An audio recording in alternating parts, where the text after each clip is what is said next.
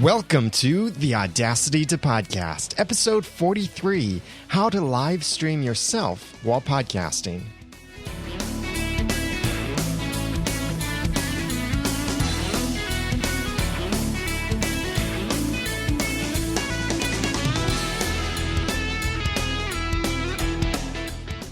Thank you for joining me for another episode of the Audacity to Podcast. I'm your host, Daniel J. Lewis, also known as The Ramen Noodle on Twitter, and I'm so glad that you are here listening to this episode and this series about how to live stream your podcasting. The Audacity to Podcast is the podcast, a how-to podcast that teaches you how to podcast, how to use Audacity, or like I like to say it, giving you the guts and teaching you the tools to podcast with passion, organization, and dialogue. And while you're listening to this show, make sure that you are subscribed to the show as well, because if you're not subscribed, then you won't automatically receive the episodes. And if you're not subscribed, you won't be kissed by pink fluffy unicorns in your dreams on top of rainbows at night. So do make sure that you are subscribed to the podcast, and that way you can get all of the content automatically through iTunes, Miro, or whatever your choice of player is. Now let's get into this content. I've started this series of talking about how you live stream on the internet. Now, first of all, I had some good conversation going on over on Google+. Are you a member of Google+, by the way? Sometime in the future, we'll talk more about how you can use Google+ for podcasting and helping you with podcasting. In fact, we might mention it at some point in this series of episodes. But on Google+, I had mentioned last week's episode, which was at theaudacitytopodcast.com/42. And Andy Olson shared with me a great feedback there over on Google+. He said, just going off your show notes here, haven't had time to listen yet. I thought about live streaming while recording my show. It just wouldn't be practical for my show. I do a show once a month, and there's no telling when I will record. I prefer to record any time the month before, if possible. I like your point about accountability, but I've had an episode to post for 39 months. That's a long podcast, by the way. Good job. Without missing one yet. Excellent job. So I don't think it's a big deal for me. Among other reasons not to live stream, I can't imagine ever having more than a few people tune in live in any given episode. Not worth the hassle, in my opinion. And Andy, that's good thinking there. If you're doing a monthly podcast, yeah, you wouldn't have to try and schedule it. Monthly, in some sense, can be easy to be consistent with. In some sense, it's hard because it's a psychological thing that I've struggled with sometimes is the more space there is between podcasts, the harder it is to actually release an episode. But the more consistent the episodes are, the easier it is and easier it is to set up accountability. But I'm so glad that Andy has found what's working for him. And so much of this, please understand, it's what works for you. In this realm, there aren't too many only one right answers. There are many different ways to do things. And yes, some are better than others. And yes, there are certain things that are true or are false. But in general, it's what works for you. And if you've listened to the last episode and you thought, you don't really need to podcast live or stream your shows live on the internet, then that's perfectly all right. You don't have to be worried about that. But if you're interested in it, then hopefully that's giving you a little bit of a push. Additionally, last week, some comments on the post over at theaudacitytopodcast.com/42, show notes for last week's episode. Daniel Clark shared a great comment, and I question this myself whenever I use the phrase. And he just brings this point up and makes it very well. He said, is podcasting live still podcasting? Or is it the live streaming of the recording that will be a podcast? Or is it the live streaming of podcasting? If podcasts are, as Wikipedia defines them, non-streamed webcasts, then are we looking at an evolution of the word podcast or podcasting? On the radio, Morning Heads will do 4 hours of a show, and at the end say, if you missed anything today, today's show will be available as a podcast on the site later. But what they're doing during the live show isn't podcasting. Is Leo right? Meaning Leo Laporte. Should we call them netcasts? I hope not. LOL. That's his words, and I also hope not. That said, I love doing stuff live, whatever it's called. Daniel, you bring up a great point. I responded to his comment there in the show notes at theaudacitytopodcast.com/42. And yes, podcasting technically has absolutely nothing to do with live audio or video. The whole point of podcasting and what podcasting actually means is that it is episodic media that is downloadable via RSS. There is nothing in that explanation or description about live streaming it. So can you really say live podcasting? Because that's, well, I'm having trouble thinking of an illustration there, but live podcasting is kind of a mixture of terms, a slight oxymoronical term. I guess I could have just said it's an oxymoron. So what should we call it? Live podcasting, I think, gets the idea across, but yes, it's incorrect. There are many things that we do that get the idea across, but are incorrect. Have you ever asked someone for a Kleenex? When you cut yourself, what do you ask for? You ask for a Band-Aid. If someone's giving a presentation, they're giving a PowerPoint presentation, or if you need a truck to move stuff, you say, let's get a U-Haul truck, and all of these other things. People, thankfully this one has died, but people would say that they want to Xerox something, meaning to copy it, and other things like go rollerblading, or all of these terms I've just used are trademark terms that, yes, it gets the idea across, but it uses the wrong term to do it.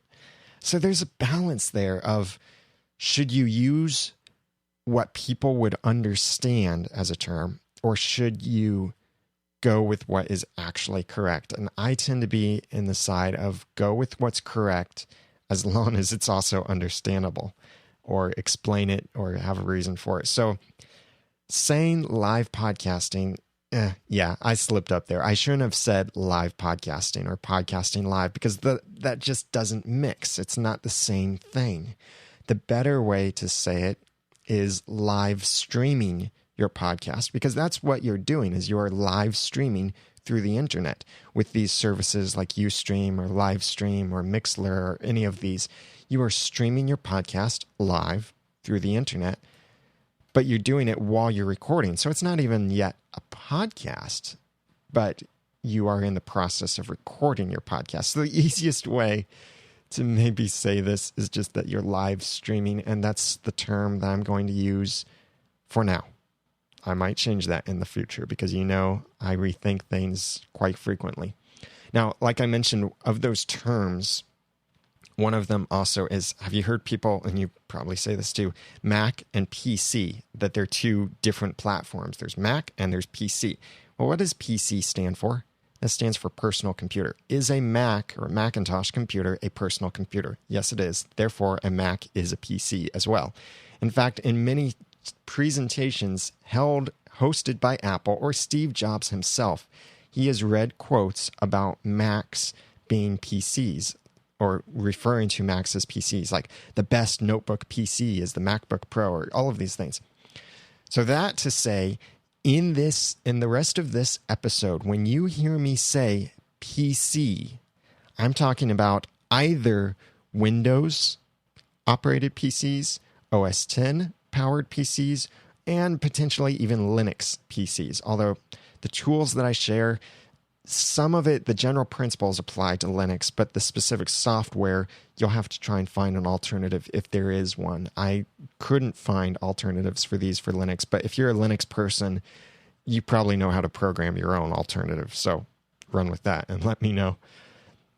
So as we go into this, looking at how you can live stream your podcast, we're doing this series. Last time we talked about why should you podcast live, or Why should you live stream your podcast? And also, what are some cautions for it?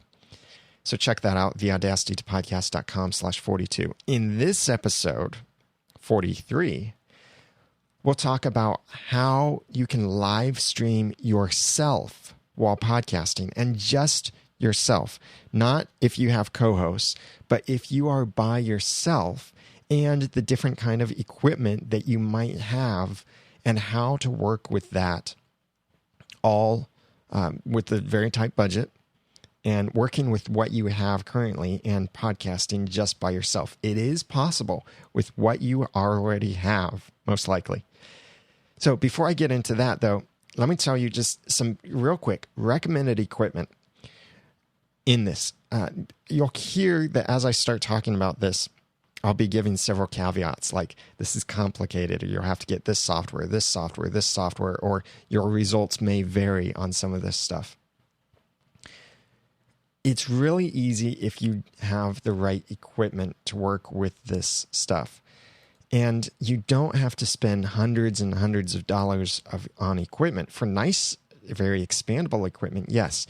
But there are some bare minimums. And I've talked before about the bare minimums of podcasting. Back in episode 3, if you go to theaudacitytopodcast.com/3, you'll hear what I shared about the bare minimums that you need for podcasting. But here's what I would recommend as your starting equipment, especially if you're looking to live stream your podcast recording, because this equipment can grow with you. And I'll explain that in a moment. First, I highly recommend that you get a mixer. You don't have to spend thousands or hundreds of dollars on a mixer. You can look at the Behringer Xenix 502 5-channel mixer, which is only $36 on Amazon.com and $40 on Musician's Friend. And I have affiliate links for those in the show notes at theaudacitytopodcast.com/43. And if you purchase through there, I would appreciate it. But also, even better than that for our use is Behringer is working on a new mixer, and they've already announced it, and they have the information on their site. And this looks like it'll be a great entry-level mixer, especially for podcasters. It's the Behringer Xenix 302 USB mixer. It has a USB cable on it, and it has regular audio outputs and inputs as well.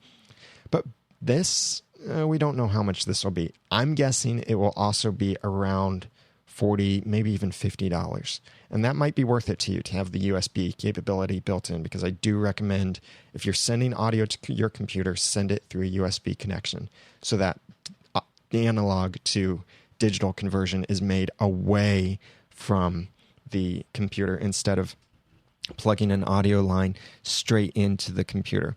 And what I am hearing from the chat room is that the Xenix 502 is not very well shielded against computer noise and such. And so thank you very much for sharing that, Bob, in the chat room. Which, by the way, chat room, we do this live every Monday at 2 p.m. Eastern Time on noodle.mx/live. Check it out every week. And we've got a bunch of people in the chat room right now. And it's great to do this during the daytime so people can listen while they work. So get a mixer. And by the way, if you're having noise issues, it could be that you're running an analog line into the analog plug on your computer. That's why I recommend a USB switch or conversion before it reaches your computer. So a mixer, $30 to $40 for a bare minimum mixer. This has one XLR port and a couple other inputs, but it's basically they call it a 5-channel mixer, and you can plug your things into this. Then get a dynamic mic that uses an actual XLR cable. Don't get a headset mic, because headset mics are not very upgradable or expandable. They're not good for the future of what you might be doing. You can, for only $25 from Amazon.com or $30 from Musician's Friend, you can get a dynamic microphone so it won't pick up a lot of noise in your recording and room noise and such, with a stage stand like you see people have on stages, and an XLR cable. So it's a microphone XLR cable and stand for only $25 or $30, depending on where you get it from. Again, links in the show notes, and those are our affiliate links on the show notes at theaudacitytopodcast.com/43. Then I also highly recommend a pop filter. And these range in all sorts of prices, but you could look at, until you get a really expensive microphone that might have a specially designed pop filter for it, you could look at just a $10 to $20 pop filter from Amazon.com or Musician's Friend. And I have the link to the categories where you could find those and just pick one out. I recommend don't get one that's the size of your head, but get one that just covers the microphone. That's what you need it to cover. So all of these three things added up is a mixer, a microphone, stand, and cable, and a pop filter. And I could say you could potentially skip the pop filter, but these things together, if you buy them from Amazon, would end up costing you just a little more than $75 for this stuff. Now, here's the great thing about this. You're spending $75, and you might not be certain that you're going to do this in the long run. Now, this equipment, the $75 of equipment, works great for live podcasting or live streaming your podcast. I'm going to mess that up for the next few weeks. You can even have Skype calls with this equipment. You could have co-hosts with this equipment. It's not all that expandable, but it is to some extent. Now, here's why I say that this is great for growing. Because maybe you decide that you're going to start a podcast with another in-studio guest. Well, this mixer, the 502 or the upcoming 302 USB, only have one XLR jack. So if you have another microphone and it uses XLR, you don't have a place to plug it. However, here's what you can do. Replace your mixer, get something bigger, and yeah, you won't be able to use the little mixer anymore, but you didn't spend a lot. And if you replace the mixer, you don't have to replace your microphone, the cables, the stands, or your pop filter. Or maybe you decide you've got your solo podcast going really well and you want to upgrade to a really nice microphone. Like I use the Heil PR40, and a lot of podcasters do. And you want to upgrade to that. Well, you can upgrade to it, and you don't have to replace your cables, your mixer, and maybe even your stand you might not have to replace depending on how you balance things. Or the pop filter. Also, you can replace the pop filter without replacing everything else in the chain. So that's why I'm saying this is a good way to think about your future in podcasting, is it's very expandable. You can replace one thing at a time. Whereas if you're using a USB device and you want to upgrade your quality, you just got to throw that USB device out and switch to something else and get all of this new equipment. You can't incrementally upgrade certain things. So this is very future focused and looking to the future. And again, this is the bare minimums that this will work great with live streaming. And I'll do another episode in the future about what kind of equipment to look for and how to consider keeping it future focused. But let's take what equipment you have right now. Now, I came up with 3 potential scenarios of the kind of equipment most people might be working with. Is number 1, just a single PC and a microphone. Number 2, sound effects on their PC. Sounds like sound effects, music, bumpers, voicemails, etc. And just one PC. Then they might have a mixer, want to play sound effects, and they have one PC. And I'll mention adding a recorder, an external recorder to this near the end. But these are the 3 basic scenarios I think it comes down to, because some people might want to live stream their podcast while they record it, but they don't care about getting all the sound effects mixed into it. Some people might want to mix all of their sound effects into it while they're recording it. Others might not. It's totally up to what equipment you have and what do you want to do. How complicated do you want this to be, and how simple do you want, or how easy do you want it to be to run all of this stuff? So let's start at the beginning. As you are recording into just a single PC and you want to take it and broadcast it out on the internet, on your own website, live for everyone to hear, just like people are listening right now to me record the Audacity to podcast. They're over at noodle.mx/live listening to me record this. You can do this with just one PC. It's quite simple, really. This is the simplest setup of them all and the cheapest setup because you've already got your PC, and we'll assume, obviously, that you already have a microphone. Please don't use your internal microphone. Use something else external. It's just so much better. This is super simple. Here's what you do. You plug your microphone into the computer, and then you turn the computer to the streaming service and click broadcast. That's it. That's all you have to do. It's that simple with just you and a microphone and no special effects or sounds and music going on while you're recording and all of that. This is the simplest way to do it, and it can still sound really high quality. Maybe you don't want all of your sounds mixing in live with you. You just want people to hear what you're saying. Maybe you don't focus so much on the live content. You'll add in all the sounds and stuff later. That's perfectly all right. So if you want to do it with just one PC and just by yourself, plug your mic into your computer, and your computer can be recording and live streaming at the same time. I'll talk later about what services you can use to live stream your podcast, but for now we'll just pretend you picked one. You can record and live stream at the same time with the same computer. And you don't need all of this other fancy stuff.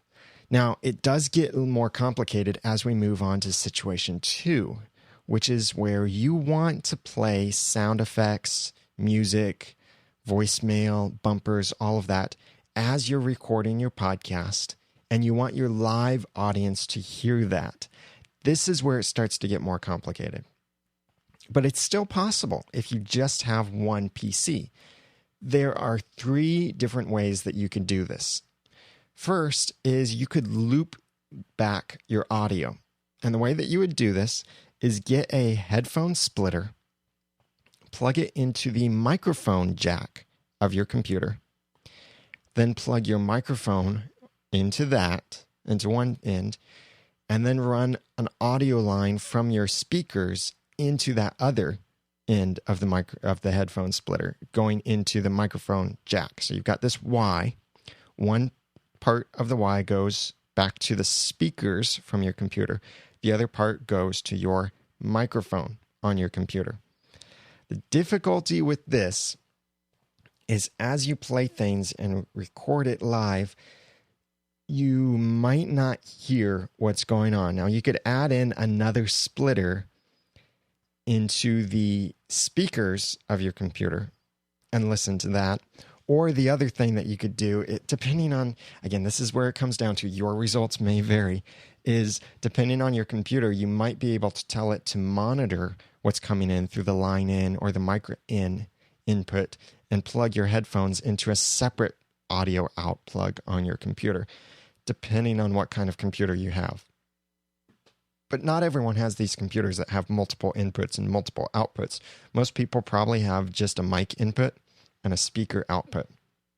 So it's possible. That's the whole point of this episode, is telling you that this is possible and ways that you could do it. But I wouldn't recommend the loop back method. This could also introduce other problems like major noise or possible feedback if you get things set up wrong. And so I don't recommend it. It is possible on most or many computers, but I don't recommend this method. Let me know if you try it or if you use it and how it works. The other way is you could use software other than Audacity to record your podcast or whatever software you're using. 2 programs that I recommend for this. If you're on Windows, use Pod Producer. If you're on OS X, use Ubercaster. Now, both of these do pretty much the same thing. They try to be one-stop shops for your podcasting needs and recording and even editing to some extent your podcast. Pod Producer hasn't been updated in a long time. It's essentially dead, but it still did a good or decent job at what it does. Ubercaster is similar, but Ubercaster is for OS X, and Ubercaster is still under development. It had died for a while, and then they've picked it back up. Both of these programs let you do essentially the same thing, and that is that you can record with these programs, and it lets you hear the sound effects that you play inside of the programs. You've heard me before talk about Pod Producer and how I used to use it for playing back my sound effects that I would have for my different podcasts. I used it just as a soundboard or a cart machine. But this way, the way it was designed to be used for is that you put your sound effects in it, you press record in the program, and it will record your microphone and mix that with the sound effects and music and all of that you are playing in the program. They both do a pretty good job at this, actually. So this, I would say, is the easy way of doing this if you have sound effects in one PC. However, this is where it gets rough again, is pushing that out live. Because the way that the programs are written is that even though you're hearing the sound effect played, and I can't say whether you get to hear yourself speak, but you might hear this stuff, but that's not what is being recorded through the microphone. And most broadcasting software have you select a device on your computer to record from. But that's where you could look at this third option or even blend the second option and third option. And the third option I call output capture. This is where you are capturing what your computer is hearing, or not what your computer is hearing, what you hear from your computer. And on the Windows side, this is sometimes called stereo mix, or what you hear. On the OS X side, it doesn't have a name, but we'll just call this, in general, we'll call this output capture, because you're capturing the output of all of the sounds from your computer. And some basic software you can use to do this are, well, there's a free program for OS X called Soundflower. It's free, it's only for OS X, but it does let you change your audio. So what you do in Soundflower is that you load up Soundflower and you tell it, or you tell your system that you want all of your system sounds to go to Soundflower. Then you tell your recording device to record from the Soundflower device. It's both an input and output device.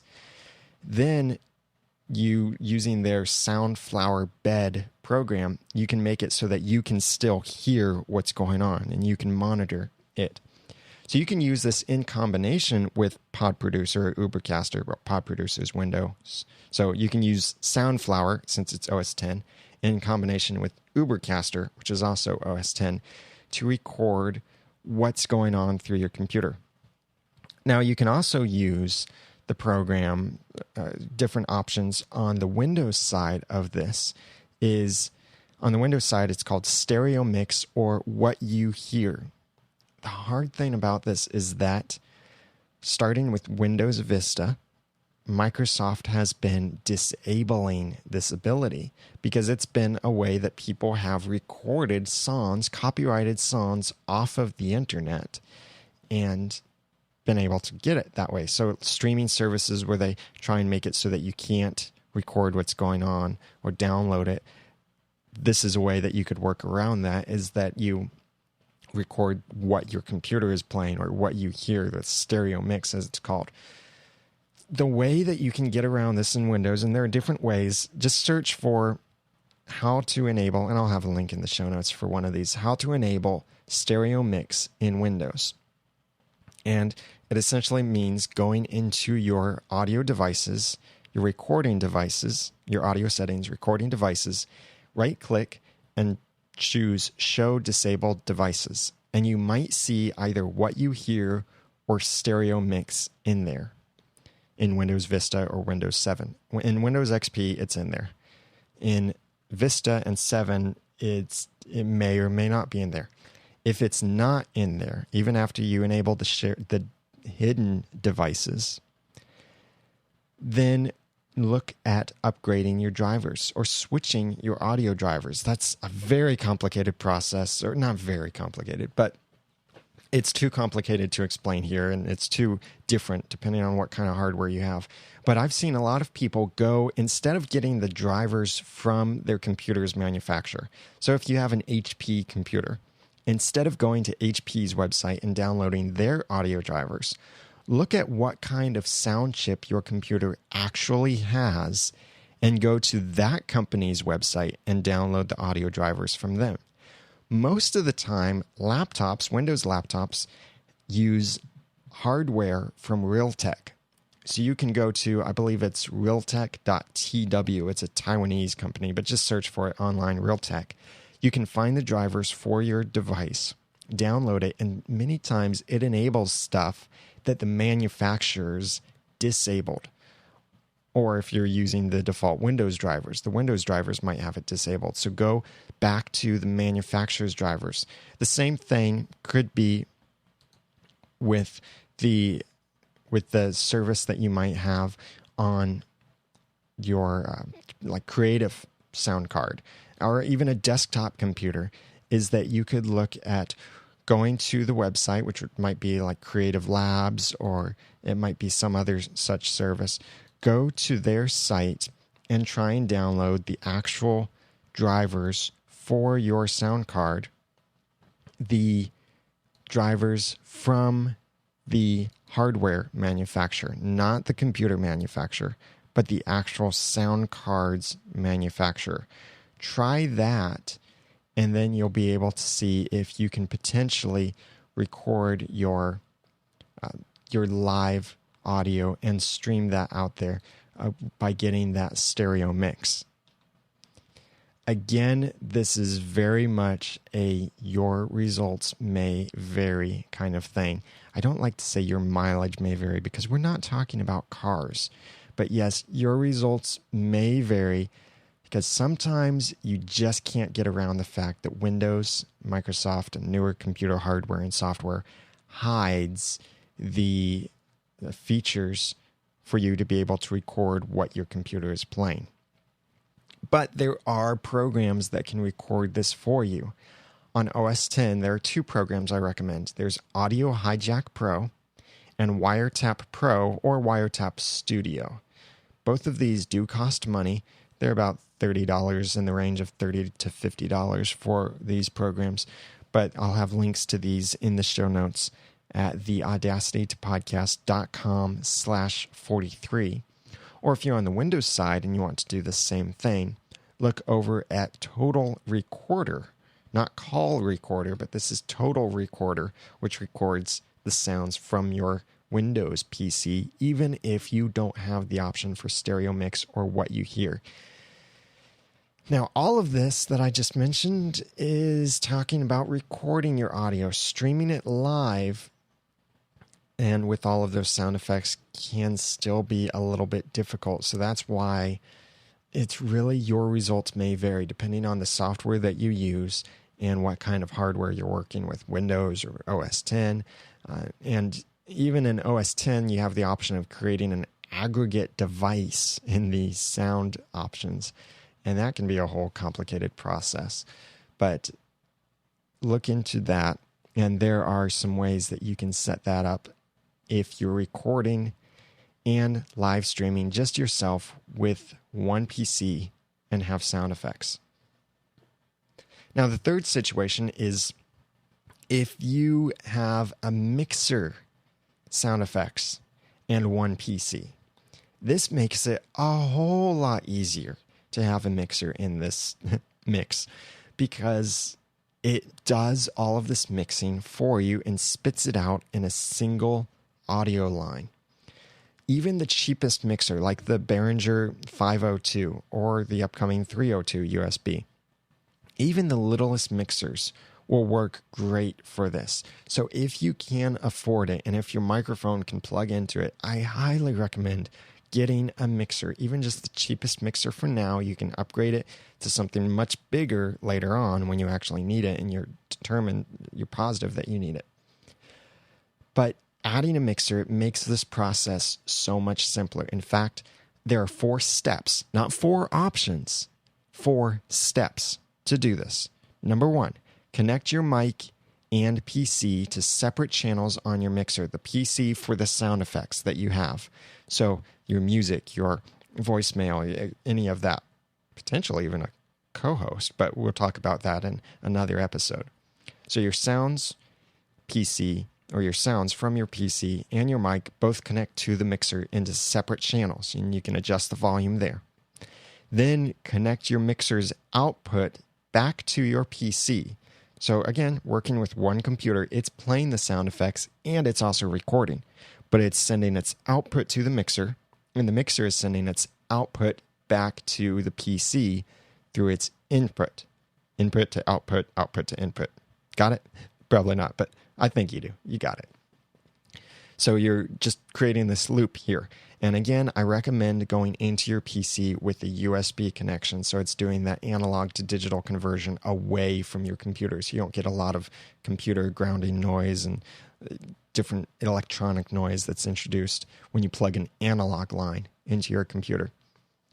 So when you've got that connected, your microphone and sounds going into the mixer, and then the mixer's output going into the computer, then you change your computer's default output device to however it is that you connected your output. So if you've plugged into the headphones jack, you probably don't have to do anything.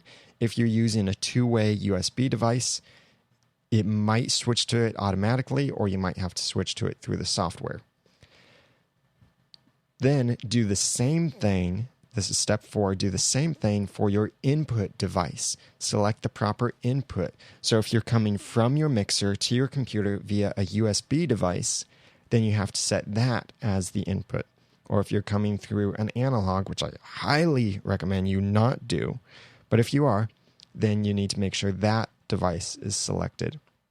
And don't let it do any automatic gain controls or any leveling or anything like that. So that's how you set it up. And then you just load your broadcasting software and click broadcast.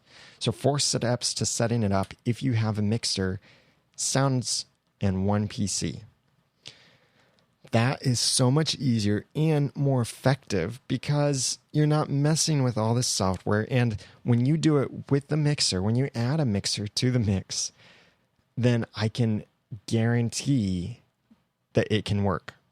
The other way, trying to do it with software hacks and all of that, I can't guarantee that it will work because your results may vary. There are so many different variables when it comes to software and hardware. Whereas if you're just working with the hardware side, then it's very easy to work through this.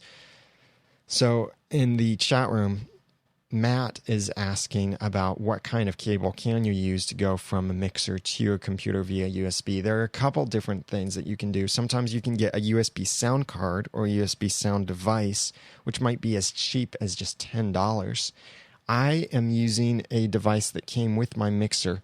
It's called a Behringer U-Control, and it has RCA inputs and outputs on it. And I just plug an RCA cable into it, and it's a single USB plug that plugs into my computer. So then on either Windows or Mac, it sees both a new input and an output device, and I can just choose that there. And I like that so much more than running an analog line into the computer. Now, if you decide that you're going to upgrade, and remember how I mentioned earlier, all of this equipment that I recommended can be easily upgraded in a step process. It's very future friendly. If you want to add a recorder to this whole process, that's really easy. The recorder plugs in between your final audio output and your computer. So your recorder should be the last thing that plugs into your computer before you send the audio out live. Now, that might sound kind of weird. Again, this isn't the way everyone does this. And this is, again, referring everything to you have one computer, one microphone, one mixer, and you're the only host. But if you get an audio recorder, most audio recorders that have a line in also have a headphone jack. And the headphone jack can be set to monitor what's being recorded through the microphones or microphone. So if you have your audio go into your digital recorder, it's recording your file, your audio, into a file on the digital recorder, then plug a headphone cable into it and run that into your computer, or you could even run that through a USB conversion but instead of an analog connection. So all you're doing is you're just sticking the audio recorder into the mix right before it gets to the computer, whatever kind of mix you have. If you have just an external microphone and your computer and an audio recorder, you put the audio recorder between the microphone and the computer. If you have sounds and you're doing a loopback method, which is probably the only way that's going to work consistently-ish for people, depending on noise and things, but it doesn't involve all of that hard software setup stuff. But if you're doing that, then just before that loop back goes back into the computer, put the audio recorder there. If you have a mixer and a sounds from your PC and yourself, then that audio output from the mixer should go to the recorder and then from the recorder's headphone jack into the computer. So it always goes last in this process. Keep in mind that when you do this, everything is going to be recorded mixed together. So your sound effects won't be separate from your voice. If your sounds are too loud and your voice is too quiet, you won't be able to fix that. If you have people talking over each other, we're talking about one host, but you can't fix certain things because the audio is not split up into separate tracks. Yes, you can remove your ums and uhs and all of that, but if it's over music, then you won't be able to remove it because it's all mixed together. And if you cut out some that's over your music, then you're going to cut out a couple seconds of your music. Just keep that in mind. However, again, don't be a perfectionist, because if you try to be a perfectionist, it's going to take a lot longer to do this stuff. So that's some ways that you can record just yourself with just a computer, and then the potential of sounds and even adding a mixer or even adding an audio recorder. If you have some ways to add to this or some experience with any of these that you would love to share, I would love to hear that and play in the next episode of the Audacity podcast. So you have just a few days to record this. The next recording will be on August 1st. So make sure that you get your feedback in before then. Leave a comment on the show notes. By the way, all the links will be in the show notes. And that's at theaudacitytopodcast.com/43. You can also email either a text message or a spoken message, record something and attach it to an email and send it to feedback@noodle.mx, or call in to the voicemail listener line at 859-353-4332. And that way we can get your feedback in the upcoming episode. I'd really like to hear, have you found something that works for you that I didn't include in this? Or is there something here that doesn't work for you based on your computer? And when you share that something doesn't work or does work, please tell us a little bit about your computer. You don't have to give the full specifications, but just a little bit about it. Because the worst thing, anyone in tech support can tell you, the worst thing to hear is someone says, "This doesn't work, it's broken." And that just means so many different things. And there's absolutely no value in that message to hear that. And so please, if any of these work or don't work, or if you found something else that works or doesn't work, then you're welcome to share that. Just make sure that you let us know what kind of computer it is that you're working with. Now, speaking of feedback, we also got some feedback from Bob, who shared on a past episode, episode 40, over at theaudacitytopodcast.com/40, when I shared ways that you could prevent Audacity from crashing. And Bob had another tip to add to this. Hi, Daniel. Bob here in Vancouver, Canada. Want to comment on TAP043, your 10 tips for keeping Audacity from crashing. Another great episode, and actually the 10 tips are very applicable to any media application, as I've had similar experiences with Camtasia and other screen recording software and other media editing software, as you found with GarageBand. I'd like to add another addition to tip number 8, save often. We'll call it 8.5, is to save often with versioning. And basically what I do is every so often I'll actually use save as and then append a sequential number to the project I'm currently working on. Something I learned long ago when writing some books, where I was saving to the same name and all of a sudden the system crashed and I lost all my writing and had to start from scratch.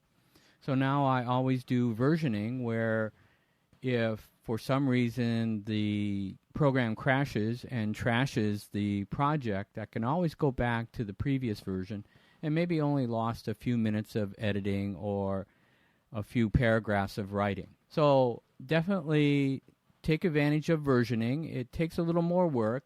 We sometimes get lazy and just keep clicking save, but that little extra bit of effort, getting into that habit of adding a sequential number every so often to a project and saving it as basically a new project, will save you a lot of grief later on in the long run. So again, Bob here in Vancouver, Canada, saying have a good day. Thank you very much for sharing that, Bob. I really appreciate that. And that is a great tip that frequently with any program, especially if you don't have one of those kinds of backups that will back up your stuff immediately after you save it and save all of these different versions. And with Audacity projects, saving different versions can be, or restoring from backups of different versions can be tricky because of the way it works with project data folders. So that's a great tip. Every now and then just hit that save as, and it creates a new copy of your file. And that way you have something else that you can revert to. And it frequently, another tip in there is that it frequently helps clear up some RAM issues if you're saving as. And if you restart Audacity, that also helps a bit. So thank you very much for sharing that, Bob. And if you have any other feedback on this episode or previous episodes, please share that. Send your email feedback to feedback@noodle.mx or call in to 859-353-4332. Now, I know there's an issue that many people are wondering. Mac people, that is. Should you upgrade to OS X Lion? My answer is very lawyeristic. It depends. And that is, it depends on what kind of software you're using. Yes, Audacity works with OS X Lion. Some people reported some odd bugs, but I don't think they were using Audacity 1.3.13. I think they were using Audacity 1.2.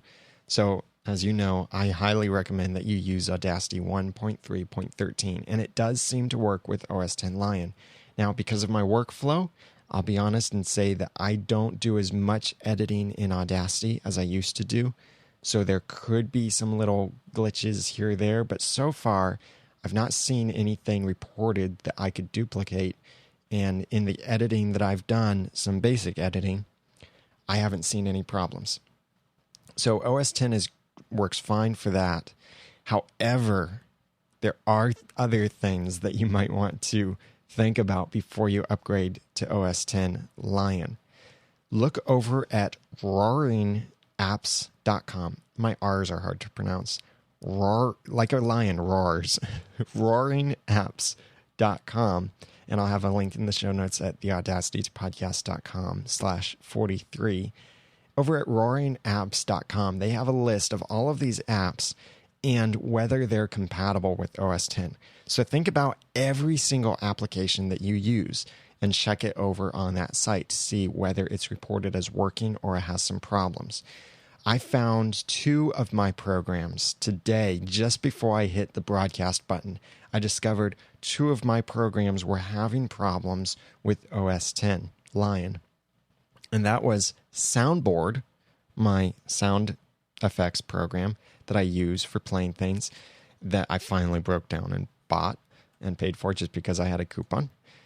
I'll get off that soapbox. But Soundboard, I've noticed I can't press keys anymore. I'm pressing and pressing and pressing, and it's not doing anything. I can press the keys, and the cows are just not coming home. So Soundboard has some glitches there, and there are also other things. Like when Soundboard is loaded, sometimes I can't click on other windows of other programs. I have to Command tab to those other programs. And also I can't move around sound effects beyond the first move within Soundboard. So there are some glitches there, and I'm sure they'll be on that. The other program that didn't work for me was CamTwist. I was running CamTwist 2.1 and discovered that what it would do is it would take my webcam and it wouldn't display my webcam, but it would reverse whatever else I was layering through CamTwist. It would flip it as a mirror right across the middle line, and then it would start this tunnel thing that if you've ever used a video camera to look at the TV screen, which is showing what the video camera sees, then you get that tunnel effect. That's what I was getting with CamTwist, and it was kind of cool, but not very good for a video recording of a live podcast, live streaming podcast. And I checked through the program to see if there was an update available. It said no. I went to the website, and the website said yes, there was version 2.2. So whatever programs you're using, if you have problems, make sure you check if there's an update, especially before you upgrade to OS X Lion. Check to see whether there's an update for the program and see if it is reported as working or having problems. Check it out over at roaringapps.com. And the link for that will be in the show notes at theaudacitypodcast.com/43. One last thing I want to tell you about before I go is that, remember, I design cover art for podcasts, and I design websites for podcasters. And I love designing things and being creative. And this is the way that I now make money, because I am fully self-employed as a designer. And I would love to design stuff for you. Currently, I'm working on 3 different podcast cover arts for 3 different podcasters.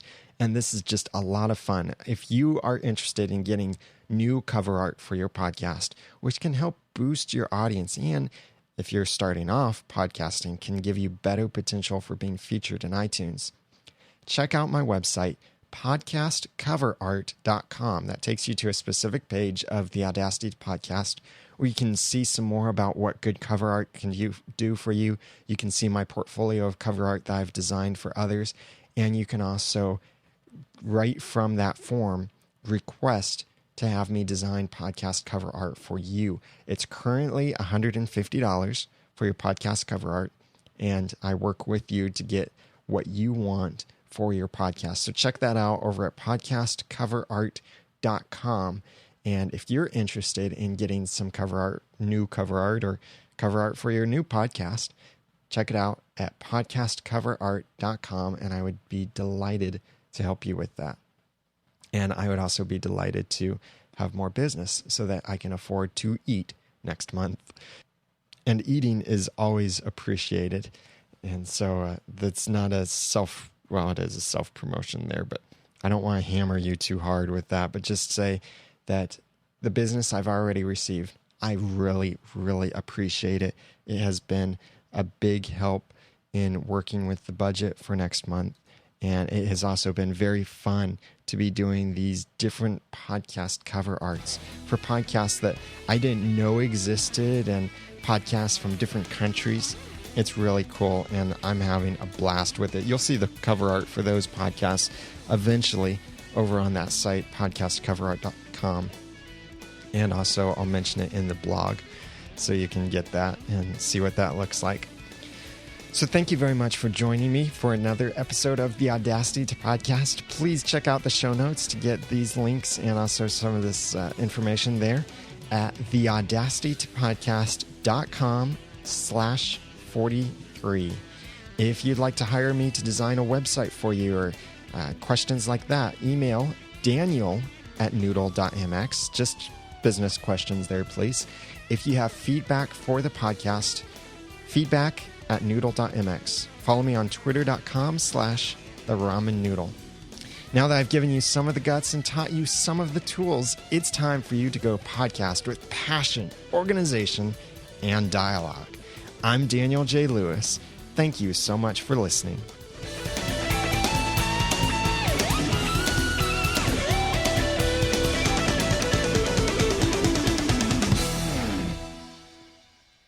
The Audacity Podcast is a proud member of the Noodle Mix Network over at noodle.mx. Find more of our podcast on clean comedy and Christian movie reviews teaching critical thinking skills over at noodle.mx, part of the Noodle Mix Network at noodle.mx. And the Audacity Podcast is also a member of the Tech Podcasts Network. If it's tech, it's here. Check it out at techpodcasts.com.